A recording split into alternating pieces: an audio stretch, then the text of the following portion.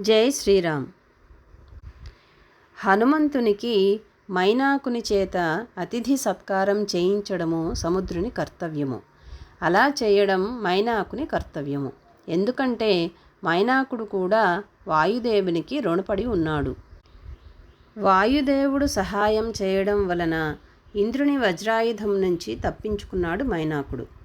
వాయుదేవుడు అనుకూలంగా వీచడం వలన మైనాకుడు వేగంగా ఎగిరి సముద్రంలో దాక్కోగలుగుతాడు. పూర్వము పర్వతాలన్నిటికీ రెక్కలు ఉండేవి. అవి ఎగురుతూ ఉండేవి. అలా తిరుగుతూ ఎక్కడైనా దిగుతుంటే ఆ కిందన ఉండే మున్యాశ్రమాలు, పల్లి పట్టణములు ఇవన్నీ పచ్చడైపోతూ ఉండేవి. ఇలా అయితే మాకు చాలా కష్టంగా ఉందని ఋషులు మునులు మొరపెట్టుకుంటే ఇంద్రుడు తన వజ్రాయుధము చేత పర్వతాల రెక్కలు కత్తిరిస్తాడు. ఆ కత్తిరించే సమయంలో మైనాకుడు తప్పించుకుంటాడు. ఆ సమయంలో వాయుదేవుడు సహాయము చేస్తాడు. ఇప్పుడు ఎగురుతున్నవాడు ఎవరు? వాయుదేవుని పుత్రుడు. కనుక వాయుదేవుని పుత్రునికి సహాయం చేయవలసిన కర్తవ్యము తనకు ఉన్నది.